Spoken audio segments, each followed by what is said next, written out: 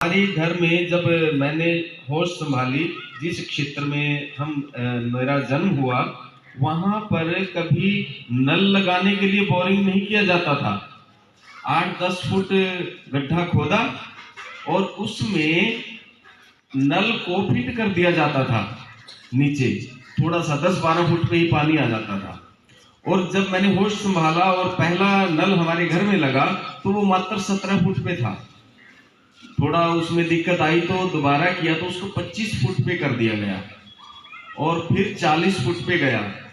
कुछ ही समय बाद, कुछ वर्ष के बाद वो 60 फुट पे चला गया और फिर 100 फुट पे। आज भी मेरे घर में नल लगा हुआ है और वो 100 फुट पे है और उस पानी तो उससे निकलता है जरूर, लेकिन मेरे पूरे गांव के नल बंद हो चुके हैं।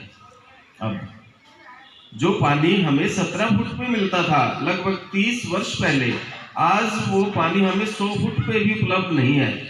जमीन के नीचे भूमिगत जल की बात है।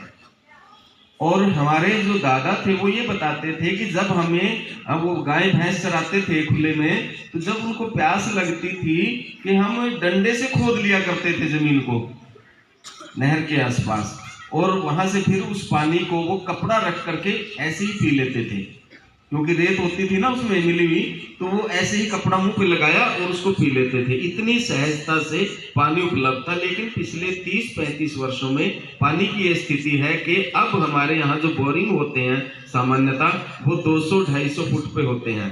ट्यूबवेल भी इसी तरह से हैं, उनकी मोटर ऊपर रखी जाती थी, बोरिंग के बाद ऊपर चलती थी, जमीन के ऊपर होती थी।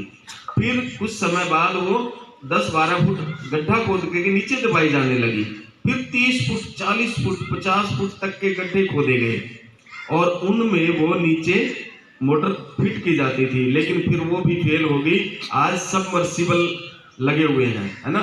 ट्यूबवेल है जो देखे है ना आपने, उनकी मोटर का कुछ अता पता नहीं है, वो नीचे जमीन में ही चलती है, पानी में ही। इस तरह की मोटरें आ गई हैं क्योंकि पानी बहुत गहरा चला गया है। तो ये बड़ी चिंता की बात है। अभी 2 वर्ष पहले शिमला में जून के महीने में यात्रियों का जाना बंद कर दिया गया था, क्योंकि वहां पे पीने योग्य पानी खत्म हो चुका था और ये हिदायत दी गई थी कि बड़ी मुश्किल से यहाँ का काम चलाया जा रहा है और यात्री सैलानी जो घूमने जाते हैं जून में, मई में, गर्मियों में वहां पे, तो वो न आए। ये अभी 2 वर्ष पहले की बात है। लॉकडाउन जिस वर्ष लगा उससे एकदम पहले की बात है, 19 की बात है ये।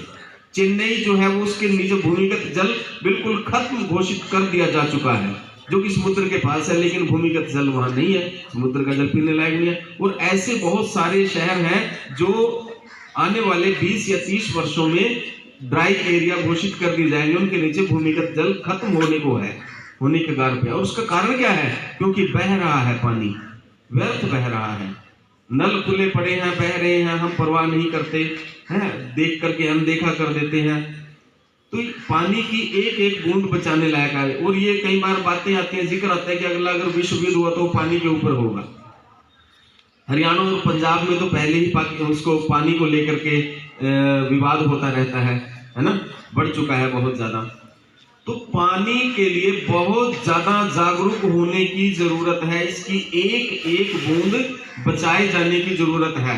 ये आप संकल्प लें कि घर में कभी भी कोई नल व्यर्थ न चले, जरूरत के अनुसार चले, चाहे कितना भी पानी आप इस्तेमाल करें वो अलग बात है, लेकिन अगर व्यर्थ बह रहा है तो एक एक बूंद भी भारी नुकसान हम अपना और अपनी प्रकृति का कर रहे हैं।